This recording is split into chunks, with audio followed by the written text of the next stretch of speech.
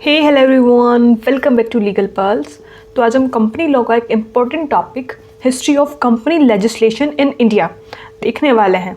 इसमें हम देखेंगे कि कैसे कॉलोनियल पीरियड से अभी तक हमारी जो कंपनी लॉ है उसका इवोल्यूशन हुआ है। तो जैसे कि हम सभी जानते हैं, जो हमारा कंपनी लेजिस्लेशन है वो ब्रिटिश कॉलोनियल पीरियड में आया था और ओवर द टाइम उसको इवॉल्व किया गया जैसे जैसे हमारा बिजनेस इन्वायरमेंट में चेंजेस आए। तो सबसे पहले जो कंपनीज एक्ट आया था वो आया था 1857 में, जो कि बेस्ड था इंग्लिश कंपनीज एक्ट 1844 के ऊपर।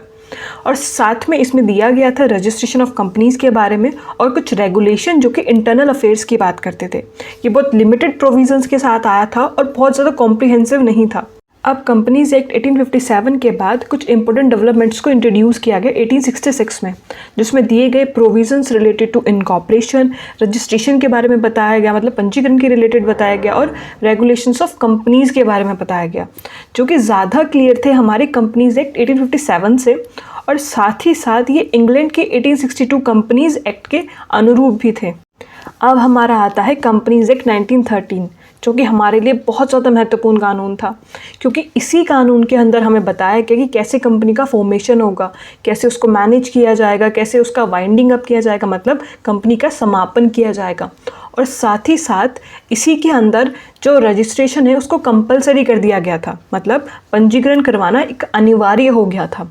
और ये हमारा रिफ्लेक्शन था कंपनीज एक्ट 1908 का, जो कि हमारा यूके का एक्ट था।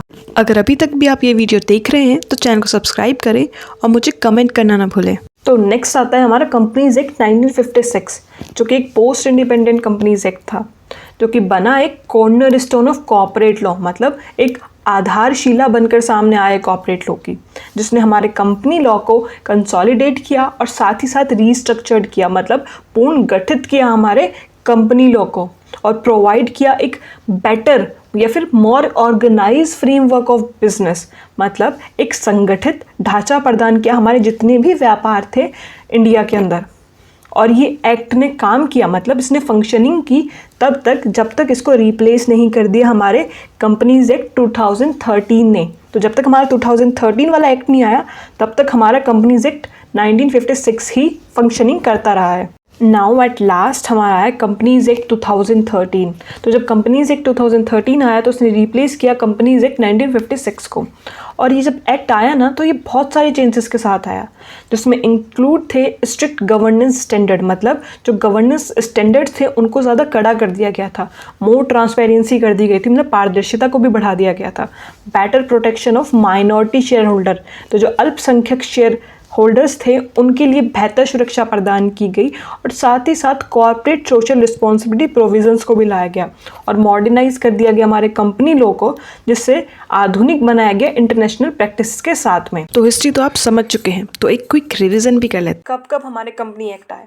तो सबसे पहला एक्ट आया हमारा 1857 में, जो कि बेस था कंपनीज एक्ट 1844 पर।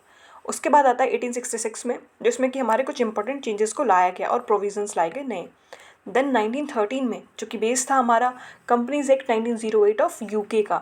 देन 1956 में, जो कि बहुत इंपॉर्टेंट था हमारे लिए, जिसमें कि हमारा पोस्ट इंडिपेंडेंट एक्ट था एक, और इसको रिप्लेस करता है हमारा कंपनीज एक्ट 2013, जिसमें कि हमारे बहुत सारे चेंजेस के साथ आता है, जिसमें कि हमारे जो स्टैंडर्ड्स हैं उनको भी स्ट्रिक्ट कर दिया जाता है और ट्रांसपेरेंसी को भी बढ़ा दिया जाता है। I hope you understand. अगर आपको इससे रिलेटेड नोट्स चाहिए या फिर किसी टॉपिक से रिलेटेड आपको वीडियो चाहिए तो आप कमेंट करके ज़रूर बताइए। I hope you will understand. और आगे भी ऐसी वीडियोस देखने के लिए हमारे चैनल को सब्सक्राइब करें और वीडियो को शेयर करना ना भूलें। Thank you.